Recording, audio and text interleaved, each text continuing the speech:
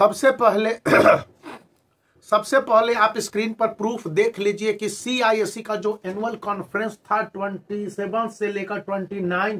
नवंबर 2024 तक, जिसमें कि देश भर के 1500 से ज्यादा एजुकेटर और डिस्टिंग्विश्ड पर्सनालिटी भाग लिए थे। उड़ीसा के राजधानी भुवनेश्वर में हुई थी और इसका जो सबसे बड़ा रिपोर्ट आया है 2025 के बोर्ड एग्जामिनेशन के लिए, 24-25 सेशन के लिए, 2025 के लिए नहीं है। उसमें 3-4 बातें कही गई हैं जिसको कि CISE चीफ ने भी कहा, CISE के CEO और चीफ एग्जीक्यूटिव ने भी कहा था, जोसेफ इमैनुअल साहब, और जो स्क्रीन पर दिख रहा है वो कहता है कि यहाँ पर CISE ने बोर्ड एग्जामिनेशन को लेकर 4 बड़े पहल किए हैं, यानी 4 बड़े चेंजेज आपको देखने को मिलेंगे।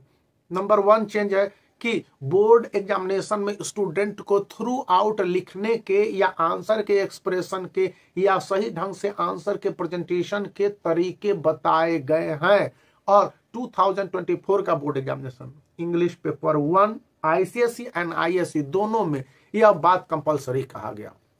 दूसरी बात कही गई है कि 2025 के बोर्ड एग्जामिनेशन में इस समय स्टूडेंट के क्लियरिटी पर मार्क्स देने का एक नया प्रोविजन है। इससे पहले ऐसा नहीं था कि कोई भी स्टूडेंट अगर क्लियर आंसर लिख दे रहा है, आंसर टू द पॉइंट लिख दे रहा है या आंसर को सही सही लिख दे रहा है, उस पर उसको मार्क्स देने के प्रोविजन किए गए हैं। यानी कि मार्किंग स्कीम में तब्दीली इस तरह से है कि स्टूडेंट ने यदि आंसर को लिखा है पॉइंट वाइज और उसमें जो बातें क्वेश्चन में पूछी गई हैं उसका सही आंसर दे रहा है, या पिक्चर बेस्ड एक्सप्लेनेशन है और पिक्चर के सभी पहलू को, यानी पॉजिटिव पहलू नेगेटिव पहलू को क्लास 10th के लेवल पर और क्लास 12th में भी फिजिक्स और केमिस्ट्री में बताया जा रहा है कि डायग्राम को लेकर, बायोलॉजी में भी डायग्राम को लेकर है, तो उन पर उसको मार्क्स दे दिया जाएगा 100% गारंटीड। अब स्टूडेंट की गलतियों पर मार्क्स कहां से कटेंगे? यहां पर कहा गया कि यदि स्टूडेंट के आंसर इनोवेटिव नहीं होते हैं या स्टूडेंट ने पूरी तरह से ट्रेडिशनल आंसर को लिखा होता है और उसमें उससे पूछा जाएगा do you think, what do you believe, differentiate या एक्सप्लेन करने के लिए, और ऐसे में स्टूडेंट ने आंसर को वही लिख दिया है जो कि किताब में दिए हुए हैं, तो वहां पर मार्क्स देने से बचने की प्रवृत्ति अपनाने की बात कही गई है। यानी कि वहां पर मार्क्स स्टूडेंट को मिलने की संभावना कम हो जाएगी।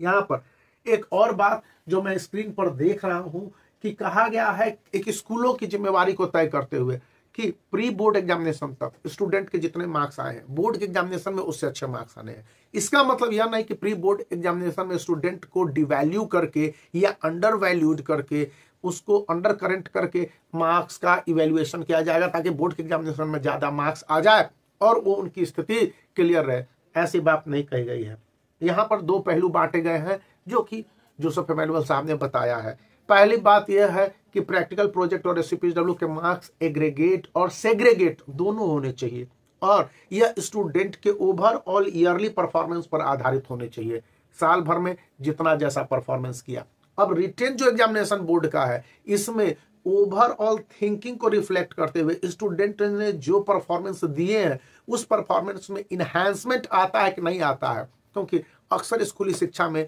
चाहे CISE हो CBSE में भी यह बात कही गई कि